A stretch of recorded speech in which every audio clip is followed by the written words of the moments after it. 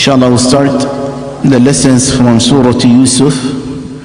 We are in part 7, inshallah. We would start from وَقَالَ يَا بَنِيَّ لَا تَدْخُلُوا مِنْ بَابٍ وَاحِدٍ. It's when they convinced, the brothers of Yusuf alayhi salam convinced their father to allow them to take their brother with them to Yusuf alayhi salam so that they could get some provision for their families. So that's where we stop. Inshallah, I'm going to read the ayat, translate it, then see some of the lessons that we could drive, inshallah. Allah says, وَقَالَ يَا بَنِيَّ, and he said, Yaqub alayhi salam, يَا بَنِيَّ لَا تَدْخُلُوا مِن بَابٍ وَاحِدٍ. He said, oh my children, oh my sons, do not enter from one gate. When you go to the city, do not all go from one gate. I'm going to mention the reasons, inshallah. وَدَخُلُوا مِنْ أَبْوَابٍ مُتَفَرِّقَةٍ. And he said, enter from different gates. Use different gates to enter.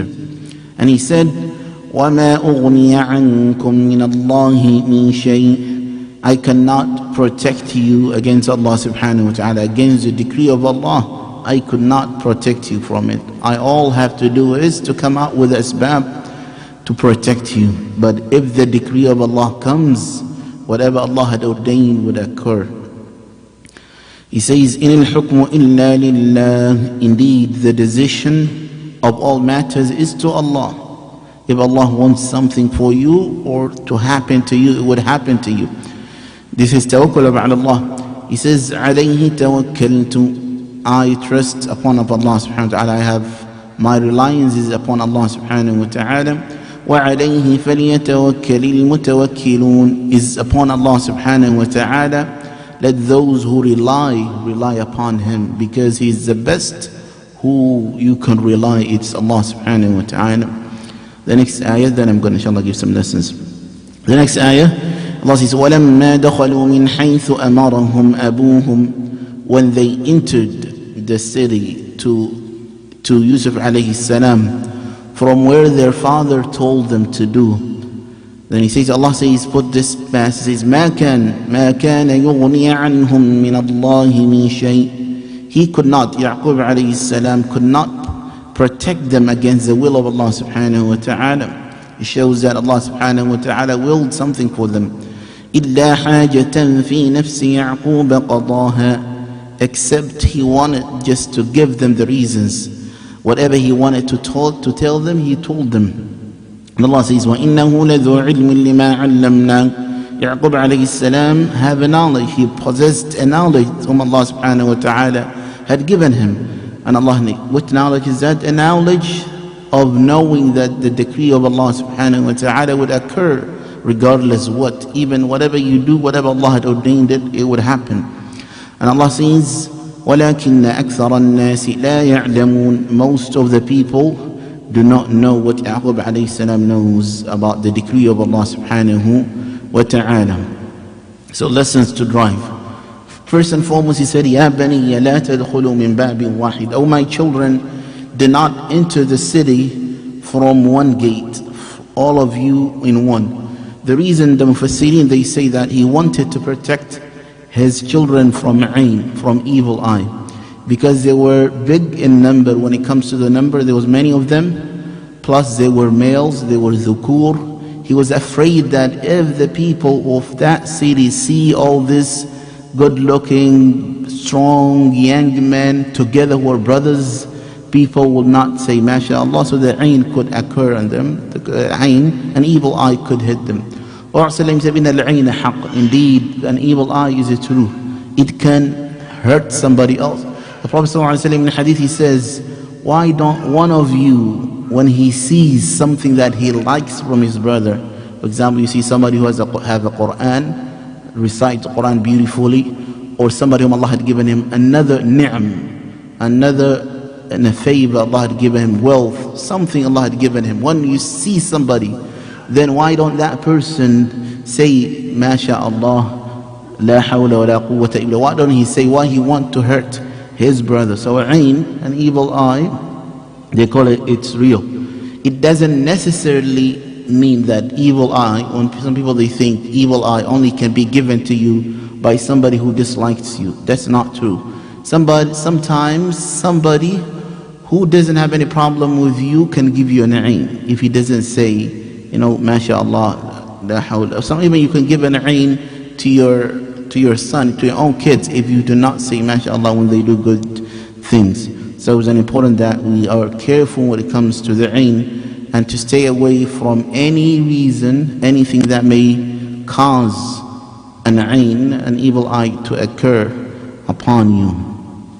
Prophet ﷺ, he said in another hadith that the ayn killed a camel. The entire camel was killed by ayn. So it's good that we protect ourselves from ayn. Like Yaqub alayhi salam said, he said, do not enter to Egypt as one group. At least enter in different gates so that your number will not be shown in there. That's lesson number one that we could learn. Another lesson that we could learn, the Muslim always, he needs to protect his integrity and his honesty. You know, do not put yourself in a place where people can doubt you. You don't say, I have nothing to hide, I have not done anything, I'm going to do something. You know, for example, if you say, I'm going to go to the club and make a da'wah, it's not a good scene. Somebody could see you out there and can accuse you on going to the clubs and doing something wrong. So the sunnah is that to protect yourself from any place that a riba, a doubt, could come from you. They say one of the reasons that Yaqub alayhi salam, he told them to enter from the gate. He told them, enter from a gate. لا تدخلوا من أبواب متفرقة. They say that at the time the cities used to have one gate, and the people used to come from that gate so that the people of the city know who's coming, who's new to the city. Otherwise, if you just enter the city, the people would assume you might be thieves, you might be invaders, maybe you are there to do something wrong. So that's why it's a good idea to enter from the door, from the gate. That's why abwab, Allah mentions, لا تدخلوا من باب واحد. Do not enter from one gate, rather enter from a different gate. At least use the gate when you enter, otherwise the people would assume wrong about you. The second lesson. Another lesson that we could learn, the two ayah that we just read, is taking the means will not stop the qadr of Allah subhanahu wa ta'ala. Even though what Allah ordains, whatever Allah ordains, even though you take all the means, that will not protect you from whatever Allah had decreed. So this doesn't mean, Yaqub alayhi salam, even though he told them what to do, he says, مَا كَانَ يُغْنِي عَنْهُ مِنَ اللَّهِ مِنْ شَيْءٍ. And Allah says, وَإِنَّهُ لَذُو عِلْمٍ لِمَا عَلَّمْنَا. He knew that he cannot protect them from the degree of Allah. So this doesn't mean the Sharia commands you, tells us, the Sharia and the aql too, the intellect also tells you to do the reasons that will protect you, and at the end submit to the qadr of Allah subhanahu wa ta'ala. So that's an important factor, that we do all the means to protect ourselves from the bad things, and at the end we will be pleased with the decree of Allah subhanahu wa ta'ala. And not taking the means is not a tawakkul on Allah, is not you putting your trust in Allah subhanahu wa ta'ala, rather it's you doing tawakkul. There is something called tawakkul, which is to trust Allah subhanahu wa ta'ala. Tawakkul is that you give up, you just say Allah would provide me, you don't go to work, you end up being homeless. That is not tawakkul, it's called tawakkul. So you trust Allah, you rely on Allah subhanahu wa ta'ala, but you do the reasons, the means. The Prophet sallallahu alaihi wasallam, a man came and asked him, he said, I have my camel, should I leave her alone without me tying her?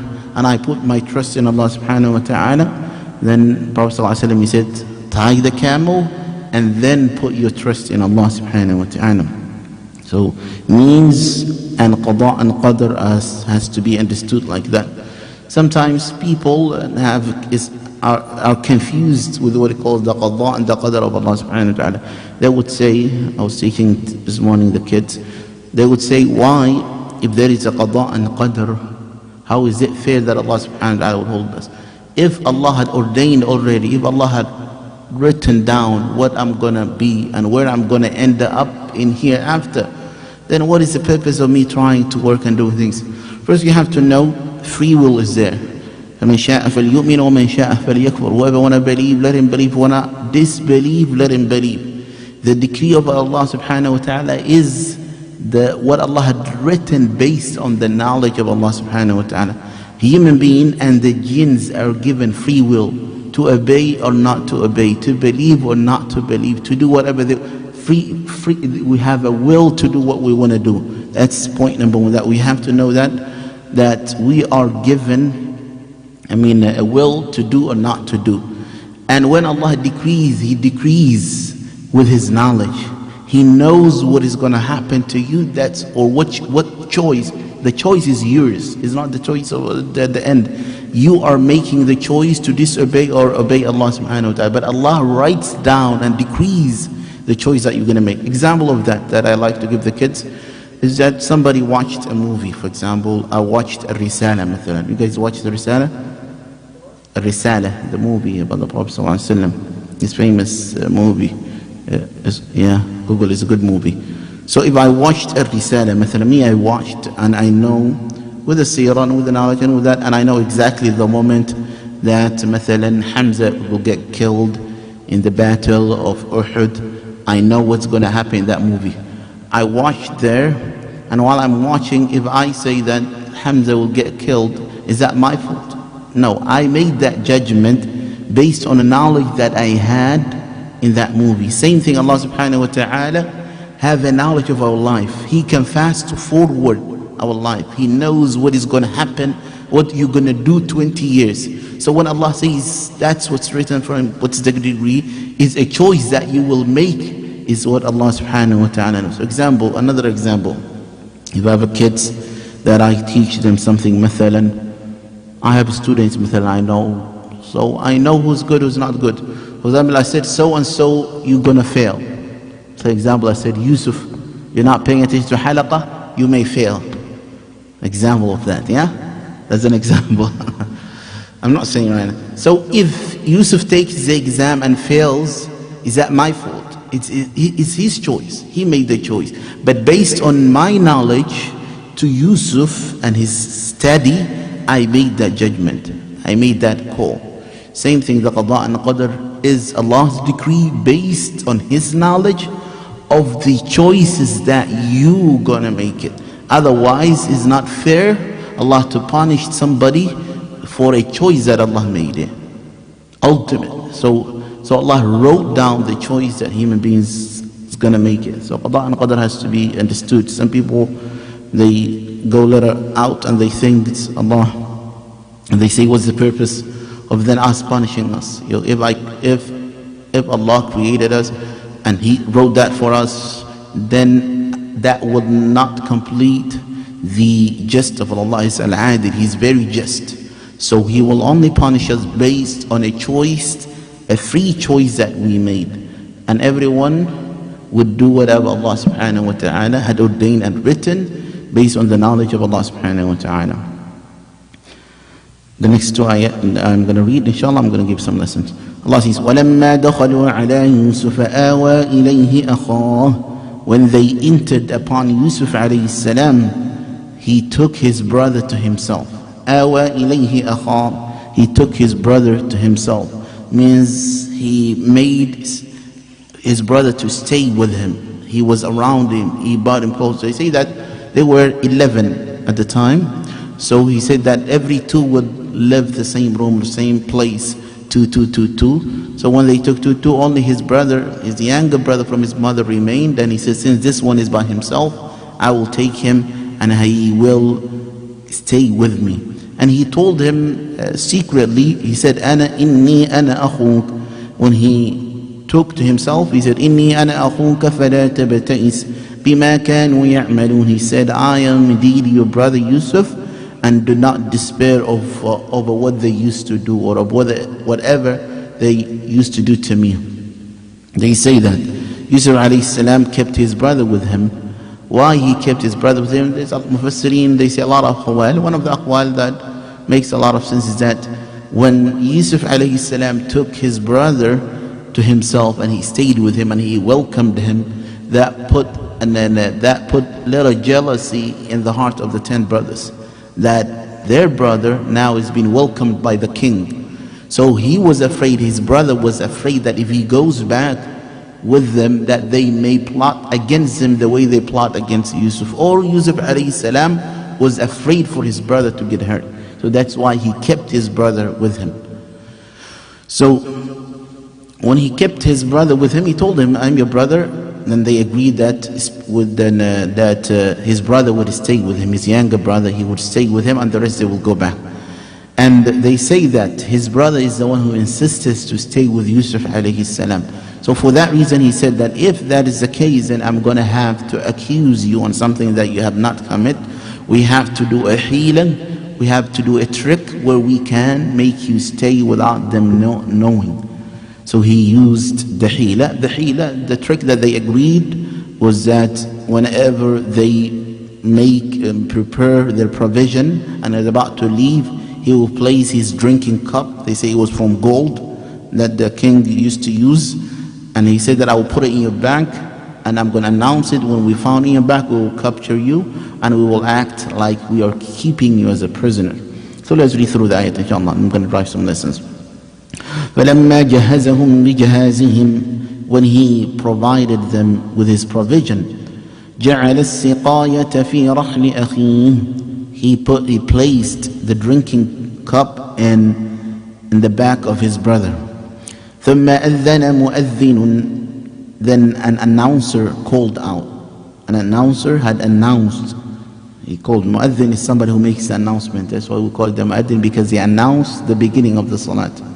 ثُمَّ أَذَّنَ مُؤَذِّنٌ, then after that an announcer called out. What did he say? أَيَّتُهَا الْعِيرُ إِنَّكُمْ لَسَارِقُونَ. He said, O people of caravan, you are thieves. Something is missing. One of you must took it. This is the hila that he's using, the trick. And he said, قَالُوا وَأَقْبَلُوا عَلَيْهِمْ مَاذَا تَفْقِدُونَ. They said, as they come towards him, they said, مَاذَا تَفْقِدُونَ. What are you missing? What are we stealing? We didn't. Then the caller said, this is a conversation, نَفْقِدُ صُوَاعَ الْمَلِكِ. He said, we are missing the king's cup. It was made from gold. Otherwise it was small cup. It would not make that much sense that they were making this big deal out of a small cup. وَلِمَنْ جَاءَ بِهِ حِمْلُ بَعِيدٍ. And whoever brings that cup, he'll be given an extra camel of load. Just bring it. This is called an ju'la. Like you say that I lost something like that and that. Whoever brings it to me, I will pay you that and that. Usually even if the person doesn't say even, it's encouraged, it's a sunnah, that if somebody give you back your lost and found it back to you, it's good to give him a gift. For example, you left your watch, your phone, somebody found it and he bring it to you, it's encouraged that you, this is not a culture of America, by the way. A lot of people, they leave their stuff in the masjid, they will take it. If they say good things, they will say thank you. But in back home, if you find somebody's stuff, they will give you some money. It's here without you asking, because that's a culture, common culture. And it's good when you lose something to announce and say that whoever gets, I lost that and that, whoever brings it to me, I will give him that and that. He said, وَأَنَا بِهِ زَعِيمٌ, and I personally would guarantee the safety of that person and his camel load. Then they said, قَالُوا تَاللَّهِ لَقَدْ عَلِمْتُمْ مَا جِئْنَا لِنُفْسِدَ فِي الْأَرْضِ وَمَا كُنَّا سَارِقِينَ. He said, by Allah, you know that we did not come to cause trouble in this land. We didn't come for that. And they said, وَمَا كُنَّا سَارِقِينَ, and we are not thieves. This is not what we do. Then he said, فَمَا جَزَاؤُهُ إِن كُنْتُمْ كَاذِبِينَ. He said, what should be his punishment if you're lying? If I find the cup in you, then what is the punishment for the person that we found him stealing? They said, قَالُوا جَزَاؤُهُ مَنْ وُجِدَ فِي رَحْلِهِ فَهُوَ جَزَاؤُهُ. They said the punishment is the person that you found the cup in his back will belong to you. And that is how we penalize the guilt. This was the Sharia of Yaqub alayhi salam. The Sharia of Yaqub alayhi salam was that if you steal something worthy of stealing, and they caught you, then that person will enslave you. You're going to be a slave for that person, working for him. Some they say it's temporarily up to a time, some they say permanently, Allahu a'lam. But at the end is that the person would be a captive for the person that it was stealed from. So he said that's how we do. This was Sharia of Yaqub alayhi salam. So let's drive some lessons inshallah. Number one is that then Yusuf alayhi salam, he wanted, or his brother wanted to stay with his brother Yusuf alayhi salam. So he had to find a way, legal way to keep Yusuf alayhi salam. So and this is the Prophet of Allah, guided by revelation from Allah subhanahu wa ta'ala. They say the hila, trick, is permissible if the maqsood, if the goal is a permissible thing. So if there is a maqsood, a goal that you're trying to attain, which is permissible. If it's not permissible, hila is not allowed. So if the goal that you're trying to attain, you cannot attain that goal other than doing a trick, a little bit, then it's permissible to take the hila. If you can get your maqsood, your goal, you want something. Yusuf's goal was what? To keep his brother with him, which is permissible. It was his permission, and he wanted his brother to stay with him. So if the maqsood can be attained without hila, without trick, then it's not permissible to trick the people. So that's why we say it was permissible for Yusuf alayhi salam to do that trick, because he had no other way to attain that permissible goal other than playing a little trick on them. And again, he did not use the deen, the religion. He did not judge based on the religion of the king. That kingship was not, the people were not Muslim. So he used the sharia of Yaqub alayhi salam, that if somebody steals, then you will be enslaved by the person that you stole from. So we'll learn that also, if there is a sharia that contradicts the sharia of Allah subhanahu wa ta'ala, we will throw that sharia away and we will take the sharia of Allah subhanahu wa ta'ala. Anything that goes against the book of Allah, the legislation of Allah, which is in an American sharia, then we don't have to abide by it according to Islamic principles. If it's not contradicting with Islam, then you are allowed to follow that sharia. He said, وَأَنَا بِهِ زَعِيمٌ, I am responsible of that. So also we're going to learn that kafala, you can take a kafir responsibility. Kafalatul mal, somebody you say, loan him some money, I'm responsible. If he doesn't pay, you will pay. Let him go. If he doesn't, I'm responsible for if he doesn't come back. Then it's your job to get the person that you said I'm responsible over back. وَأَنَا بِهِ زَعِيمٌ. Another lesson that we learn that from this conversation is that it's wise to let the people come up with a conclusion while you directing the conversation. For example, is this better way? For example, when you talk to your kids, it's better to use this way. You have a conversation with your kids, but you let them say what you want to say by questioning them. You ask them, what do you think of this? Isn't this bad? Okay, then what is the ruling? It's haram. You could say it's haram, don't do it. But you could let him come up with that conclusion while you're giving him the hints. You say this and this, you did it. What do you think? Is this okay? Something good? What do you think? Is it halal or haram? Usually kids know, they will tell you it's haram. So if they then you already said it's haram, so don't do it. So it's better than you saying that it's haram, don't do it. It's more of demanding, and usually human being doesn't respond positively to that. Let the person come up with that conclusion, especially if he knows what is the conclusion, you just guide it. That's why Yusuf alayhi salam, he knew the sharia of Yaqub, but he did not say that the person who steals, I will keep him.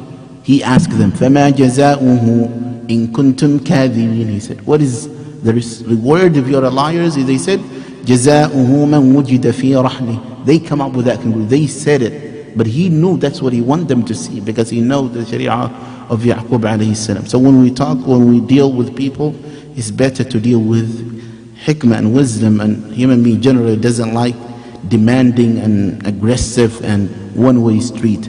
But once you make him part of the decision, it's an important thing. 2 points that I want to mention about parenting, that I see a positive parenting. One a positive parenting is that to let your kids hang out with the elder people. Yeah, especially when he reaches the age of puberty. In some culture, it's like, what are you doing here? And if your kid is 17, 18 years old, or even younger, 15 years old, they don't allow him to sit with the elders. If he comes, what they're going to do? They kick him out. they'll tell you, get up, get up. We're not your age. So a positive parenting would be to allow your kid to act like an adult, to allow him and treat him like an adult. Let him feel comfortable being around adults. Because now we grow a generation, a Muslim generation, who the younger generation are completely disconnected from the elder generation. What is it? Exactly, that's probably that's in his mind, his youngster. So complete disconnect and a connection between the younger generation and older generation is absolutely wrong. What's going to happen? The young generation will not abide by the older generation, and the older generation cannot help them. Another younger sisters or wrong people would take over this young generation and would mislead them.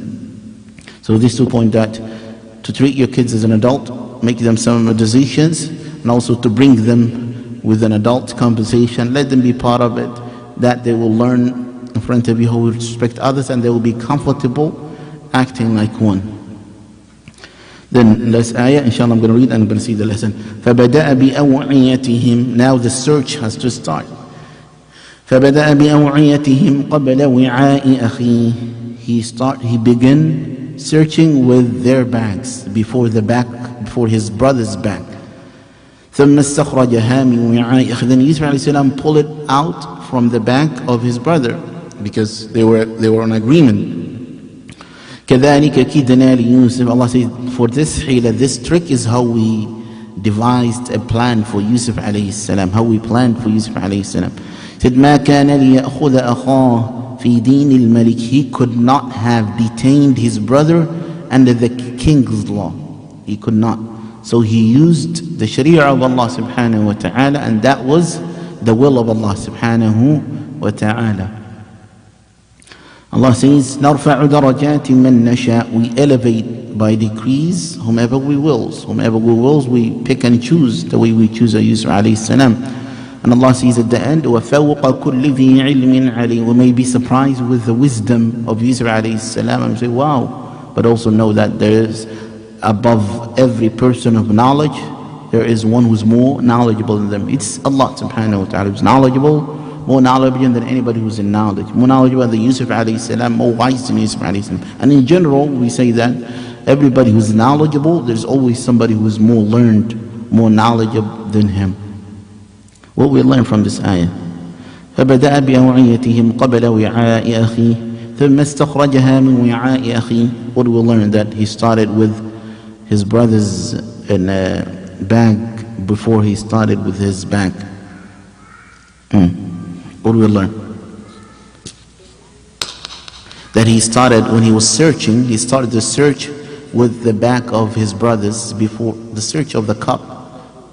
Yusuf alayhi salam, he was searching, but he started the search with the cup, with the bag of his brothers, because he knew, so he didn't want to be suspected.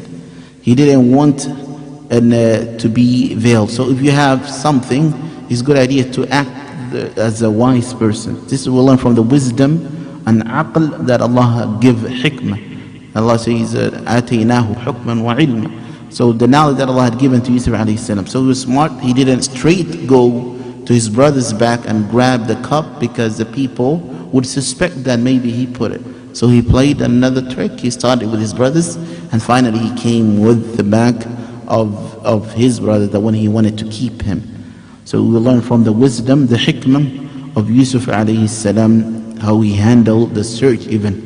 He was a prophet of Allah subhanahu wa ta'ala. Otherwise they would walk out suspecting, thinking about the ways, or maybe how does this happen? How did he know that my brother had it? Maybe he put it. Then the suspect would start.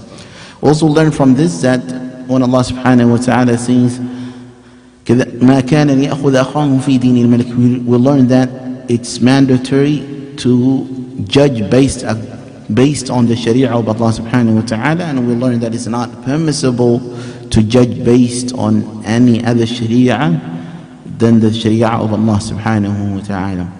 قالوا إن يسرق, I'm going to read some lessons. إن يسرق فقد سرق أخ له من قبل. They said if he had stolen, a brother of his has stolen before. They mean Yusuf. When Yusuf alayhi salam took the cup from his brother. They said, if he has stolen, his brother has stolen before him. They were thugs, him and his brothers. It was that they still had something in their heart of Yusuf alayhi salam. They're accusing him of him being a thief, even though he wasn't. They mean what he stole from them before, they mean he stole our father from us. That's our father loved him more than us. He says, فَقَصَرَ أَخٌ لَهُ مِنْ قَبْلِ فَأَسَرَّهَا يُوسُفُ فِي نَفْسِهِ. Yusuf alayhi salam, when he heard that statement, and he is the one who they accused him of stealing, he did not say anything, but he said something to himself, and he kept it to himself, and he did not reveal it to them.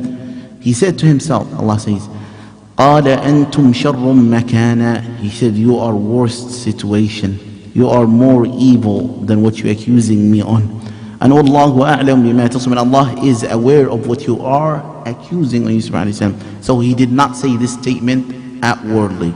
It's something that he said it in his brain. وَلَمْ يُبَدِيهَا لَهُمْ. Allah says he did not say it in outwardly or loudly, otherwise they would suspect him.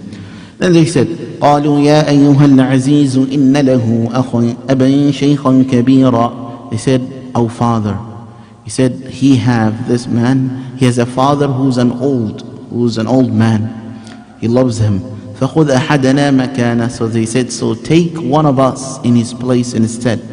Since they found a cup on Benjamin's bag, they said, the father, we make him lose his first son, Yusuf alayhi salam. We can't do this to him. So they tried to negotiate with him so that he can keep one of them instead of him. إِنَّا نَرَاكَ مِنَ الْمُحْسِنِينَ. They said, we see you as a good person. He took advantage of that word that they said, you're a good person. Then he says, a good person doesn't oppress somebody who doesn't do any wrong. So this man is the one who had stolen, so I have to keep him. I can't take somebody else because somebody else did not commit anything. قَالَ مَعَاذَ اللَّهِ. He said, Allah forbid, he said, أَن نَأْخُذَ إِلَّا مَنْ وَجَدَنَا مَتَاعَنَا. In that we arrest and keep with us except the one who took our possession, our property. The one who steals is the one who we keep. If we do other than that, إِنَّا إِذَا لَظَالِمُونَ. They said that, Yusuf a.s. said that if we do that, if I do and keep somebody else, then I am an oppressor, I am unjust, and I can't be unjust. And as they said, إِنَّا نَرَاكَ مِنَ الْمُحْسِنِينَ. The story that I remember, and then the first lesson, إِنْ يَسْرِقْ فَقَدْ سَرَقَ أَخٌ لَهُ مِنْ قَبْلِ. What we learn from that story. If he steal, his brother had stolen before him, and Yusuf alayhi salam did not respond to that accusation outwardly, publicly. He didn't say it loudly. We'll learn sometimes the hikmah, the wisdom would tell you to not say everything that you know. It doesn't mean that you know something, you have to speak always. You have to pick, you have to be wise and choose. Sometimes some people, they speaking wrong, and then you speaking would create more problem. Then it's better in the Sharia you not to say anything. You not to say. So it's not like always in Sharia you must say something. Whenever you see a sin, you must say something. You have to look at the consequence of that. Sometimes even to say something is going to be, according to something, it might create more evil. For example, you are with zalim, somebody who's oppressor, he says something wrong, something small, big, not big deal. You go against him, he will kill you. He can kill you for that. So it's not wise for you to say that, because the consequence would be worse, the fitna would be akbar. So we have to pick and choose when we're going to respond and what we're going to say. So on everything that you have in your heart, you don't have to reveal it, especially if that things would cause some misunderstanding or some damage afterwards. They said, Ya ayyuhal azizu inna lahu aban shaykha. This reminds me of a story. They say that there was a shaykh who had a son, and he was teaching his son, and he loved his son so much, and the village that he lived, there were some amis, some regular people who doesn't have that much knowledge. So when they see this man love, they love the son too. So what happened is the son died. when he lost his son, and this sheikh, in the day that they were burying, they came. One of them, he said, Ya ayyuhal aziz. He meant Allah subhanahu wa ta'ala. It's just a funny story. He said, Ya ayyuhal aziz, inna lahu aban shaykhan kabira. He said, oh Allah, al-aziz is Allah, the noble one. They mean Allah. Inna lahu aban shaykhan kabiran faqad haddana makana. They said, this is Shaykh Kabir, don't take his son, take somebody else instead. So some people cried, and the Shaykh said, responding to them, that the Quran should bring joy, not a sadness and sorrow, and the Quran cannot be interpreted the way you want. So the maqsood of Quran cannot be twisted. You have to know the twist. Even though it's in Arabic, Ya ayyuhal aziz, which Allah, inna lahu aban shaykhan kabira, use those statements of the Quran to twist it, the maqsood of Allah, what Allah wanted from that ayah, and bring a different meaning of it. It's not permissible. For example, some people, when they say somebody Musa, his name is Musa, he will come in, they say, Jita ala qadarin ya Musa. Oh Musa, you came in on time for a purpose. So that's an ayah. So you cannot twist the maqsood of the ayah of Allah subhanahu wa ta'ala. Some people, you get home, atina ghada'ana, they say, bring us our food. Even though it's in Arabic, but once you make it look like a Quran and twist the maqsood of Allah, then you will fall in error. It could also put you in a sin, playing with the Quran, the book of Allah subhanahu wa ta'ala. So we learn that we have to always use the Quran and the words of the Quran based on the maqsood of Allah, what Allah wanted from that ayah. I'm almost done, inshallah. Let's read one more ayah. فَلَمَّا اسْتَيْأَسُوا مِنْهُ خَلَصُوا نَجِيًّا. When they despaired of him and they comfort privately, they gathered privately, they left in front of the king, Yususf alayhi salam and their brother were kept. The bigger one, the older one, said a statement, the older one. قَالَ كَبِيرُهُمْ. The old one said, أَلَمْ تَعْلَمُوا. His name is Rabil, they say is Rabil. أَلَمْ تَعْلَمُوا أَنَّ أَبَاكُمْ. He said, do you not know that your father had took a covenant from you? You made a promise, a pledge from you before Allah subhanahu wa ta'ala.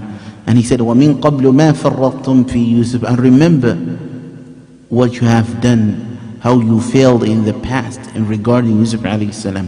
فَلَنْ أَبْرَحَ الْأَرْضِ. He said, I will not leave this land حَتَّى يَأْذَنَ لِي أَبِي, until my father gives me a permission to come back. He said, I can't go back to my father, especially after what happened, especially what we have done to Yususf alayhi salam. حَتَّى يَأْذَنَ لِي أَبِي أَوْ يَحْكُمَ اللَّهُ لِي. Oh, Allah subhanahu wa ta'ala decides for me, or maybe I get my brother back. He said, وَهُوَ خَيْرُ الْحَاكِمِينَ. Is Allah the one who is the best of all deciders. And he said, ارجعوا إلى أبيكم. Go back to your father.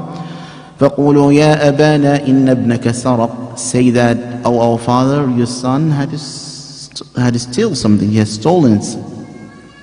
سَرَقَ وَمَا شَهِدْنَا إِلَّا بِمَا عَلِمْنَا. We testify only what we know. وَمَا كُنَّا لِلْغَيْبِ حَافِظٍ. And when we're making a covenant with you, we didn't know. We were not those who know the unseen. We didn't know that this brother of ours would steal something, so he has stolen something. He said, وَاسْأَلِ الْقَرْيَةَ الَّتِي كُنَّا فِيهَا. I'm going to move to that inshallah.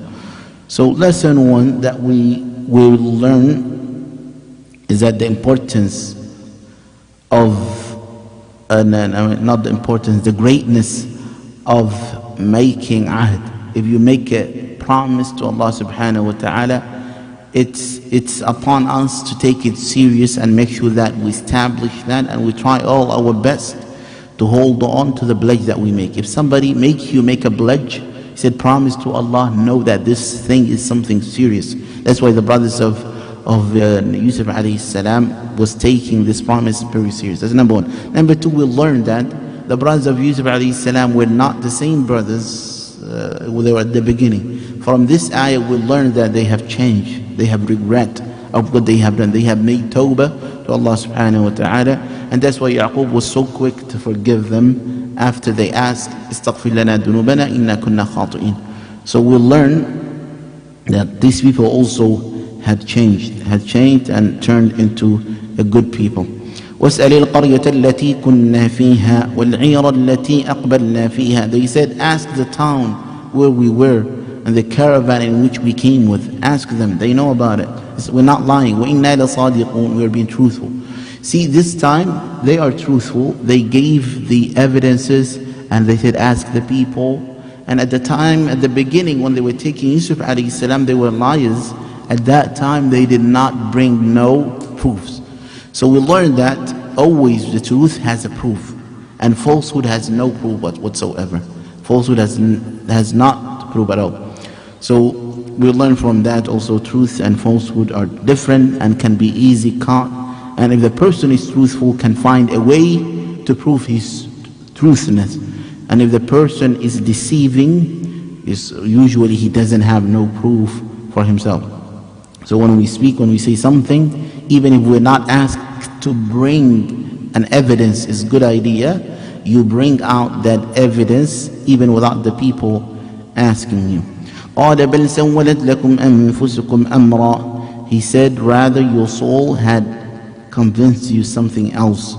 And he said, فَصَبْرٌ جَمِيلٌ. He said, patient, beautiful one is my virtue, is a virtue. He said, وَاللَّهُ عَسَى اللَّهُ أَن يَأْتِينِي بِهِمْ جَمِيعًا. Perhaps Allah subhanahu wa ta'ala will bring them all back to me, Yusuf and his brother. إِنَّهُ هُوَ الْعَلِيمُ الْحَكِيمُ. He is the knowing and the wise. Number one, we learn that the beauty of patience, especially the patience that is beautiful. الصبر الجميل is a sabr that the person الذي لا شكوى فيه بل يفوض أمره إلى الله. That the person was tested with something, the person, he doesn't complain about what Allah had tested. He doesn't say like, that happen to me, or this happened to me. He doesn't complain about how Allah had tested. Rather, he would say, this is a qada and qadr of Allah, and I will be patient for it. And this is called a patient that is beautiful. So it always have a virtue. The result of it is always beautiful. To be a sabr, not only patient, to be a sabr jameel, to be beautifully patient, that you do not complain about it. Another lesson that we learn is always to think good about Allah subhanahu wa ta'ala. Yaqub alayhi salam, he have not seen Yusuf alayhi salam more than 20 years, and all of that. At the end, still he did not give up on Allah subhanahu wa ta'ala. Still he said, maybe perhaps Allah would bring them back to me all. So still he trusted that Allah subhanahu wa ta'ala, and he did not give up on Allah subhanahu wa ta'ala. So we don't have to give up on Allah subhanahu wa ta'ala, even though the time between the faraj and the musibah are sometimes big and different. So it's not right that we give up quickly. Some people, they're sick for 1 year, then they start complaining, why me, why Allah is doing to me this. We have to always think good about Allah subhanahu wa ta'ala and be patient beautifully. وَتَوَلَّى عَنْهُمْ. I'm almost done. وَتَوَلَّى عَنْهُمْ. He turned away from them when they told him what they told him. وَقَالَ يَا أَسَفَا عَلَى يُوسُف. He said, oh my bitterness for Yusuf. He remembered Yusuf alayhi salam. And Allah says, وَبْيَضَّتْ عَيْنَاهُ مِنَ الْحُزْنِ فَهُوَ كَظِيمٌ. And his eyes turned white because of sorrow and depression that he went through because he had missed his brother. Number one, being sad or crying or shedding the tears doesn't negate the patient. You could be patient and still you could cry. So the tears is Allah had given him a heart that is merciful. Allah, that heart would bring it cry. The Prophet ﷺ, he was holding a baby, he was about to die, the baby of Zainab. When he was holding that baby, ﷺ, and he cried. And they said, what, O Messenger of Allah, you crying? He said, this is a rahmah, this is a mercy that Allah places in the heart of whomever Allah wills it. So to cry or to shed a tear is not a weakness. It's a mercy that Allah places into heart. It's a softness that Allah gives into your heart. And that doesn't negate at all your patience. What negates your patience is making niyah, scream, surah. That shows that you're against what Allah would like to scream and why this happened to me? This means that you are not pleased with the qadr and the destiny of Allah subhanahu wa ta'ala. So to cry, to shed the tear, to be sad, to go through emotions is okay, and it's permissible, especially when you cannot control it, and that will not negate your patience. What patience is to cry. Some people, they cut their clothes. Even some people, what they do, they hit themselves with their hands, with their shoes. Wa musibah, they say, oh my bad, oh my calamity that happened to me, tear the clothes. This is what negates the patient, and this is what is against the Sharia, that Islam does not permit. But to be sad and things, you will be sad if your calamity falls upon you, and this will not negate your patient. قالوا تالله تفتأ تذكر يوسف. They say, by Allah, you will not stop remembering Yusuf alayhi salam, because he said Yusuf in the ayah, يا أسفا على يوسف. He said حتى تكون حرضا أو تكون من الهالكين. They said, until you will not stop remembering Yusuf alayhi salam, until you ruin your health. حتى تكون حرضا, until you ruin your health, damage your health. أو تكون من, or you be among those who die. You die talking about Yusuf alayhi salam, remembering Yusuf alayhi salam. Then he responded to them, إنما أشكو بثي وحزني إلى الله. He said, I only complain my grief and sorrow to Allah subhanahu wa ta'ala, and this is all the Muslim should be. And he says, وأعلم من الله ما لا تعلمون. He's a prophet of Allah, and he says, I know from Allah what you do not know, and Allah would bring them back to me. So this is the translation. What is the lesson that we'll learn? إنما أشكو بثي وحزني إلى الله. When we say, what do we learn then? That you should only complain to Allah subhanahu wa ta'ala.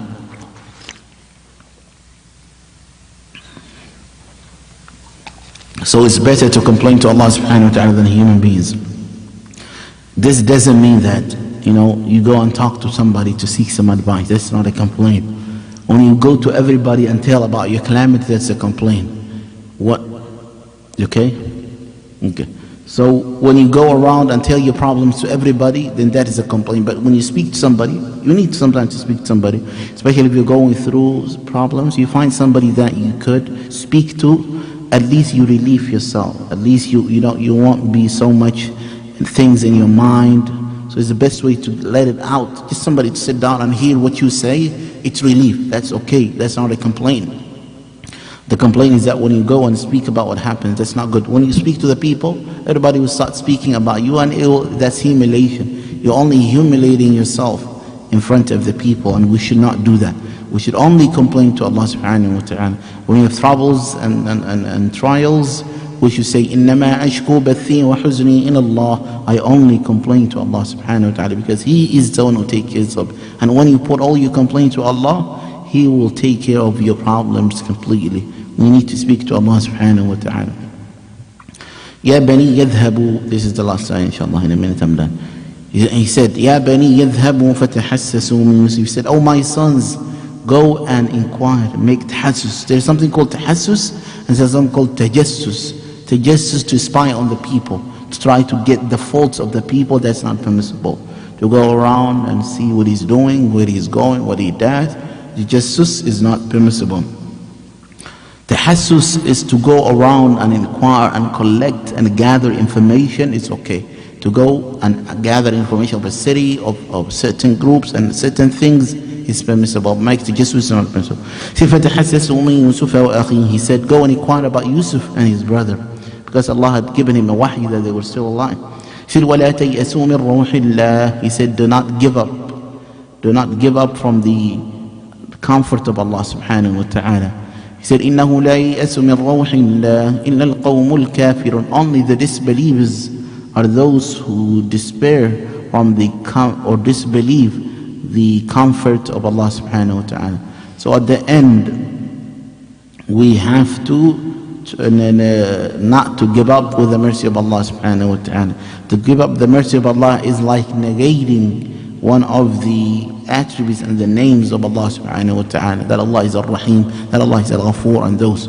So it's not permissible for us to give up the mercy of Allah subhanahu wa ta'ala, and that would negate the tawheed of Allah subhanahu wa ta'ala. If you give up on Allah subhanahu wa ta'ala, then you are giving up the qudra, the power of Allah subhanahu wa ta'ala on things. So we can't do, and that's not permissible. We always have to have a hope with Allah subhanahu wa ta'ala that Allah could change the status of the things and the affairs of things whenever Allah Jalla Jalaluhu wills to do so. So this is the end of the part that inshallah we wanted to cover. This part 7, maybe 8, 9, lesson 10 inshallah we'll finish the lessons that we could derive from this inshallah. Now any comments, questions, we will take it. Go ahead.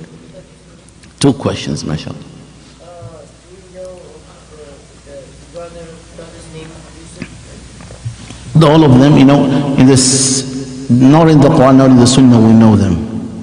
So these names, we found them in Israelites, in the books, whether in Torah or the books of Jewish or the book of Christian. In general, how do we treat this information? What we see in the Bible, the information that we see, or the history of the stories that we see in the Bible or in the Talmud, the books of Jewish, we compare them to the book of Allah subhanahu wa ta'ala. We compare them to the Quran and the Sunnah of the Prophet. Whatever is confirmed in the Quran and Sunnah that is mentioned in their book, we believe and we take it and we accept it. Whatever directly contradicts the Quran and the Sunnah, we throw it. We don't accept it. We negate it. We say it's a false an accusation of Allah. For example, they say that they say it's the Son of God. They say that contradicts clearly our Sharia. We deny.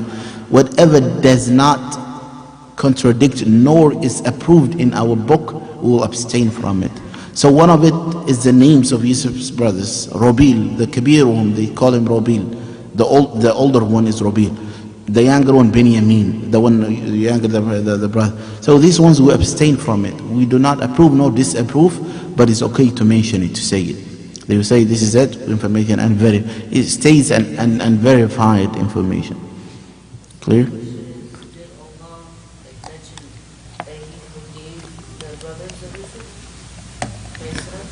It mentions that Yusuf alayhi salam forgave, and Yaqub alayhi salam asked Allah subhanahu wa ta'ala to forgive his children. And then when they ask him to ask Allah forgiveness. So in conclusion, ulama, they conclude based on the du'as of the Prophet of Allah that they had forgave and made du'a to Allah subhanahu wa ta'ala, Allah would forgive them. At the end, Allah is to Allah subhanahu wa ta'ala. Maybe they are forgiven from the huquq of, definitely the huquq of human beings will be forgiven. If I forgive you from a wrong thing that you do to me, Allah would forgive you from it. The huququllah, whatever between you and Allah, the lies, the words that they have said, if they sincerely repented to Allah, Allah would also forgive them. So their sin is based on huququllah, the words that they have said, the things that they have done, part of it was to Allah, was between them and Allah. If they repent sincerely, it will be forgiven. The part that was between them and Yaqub and between them and Yusuf, so Yusuf and Yaqub forgave them. And at the end, we hope for them that Allah had forgiven them, inshallah. Good. سبحانك اللهم بحمدك أشهد أن لا إله إلا أنت نستغفرك ونتوب إليك جزاكم الله خير. استغفر الله. What time is it? 7:15. جزاكم الله خير.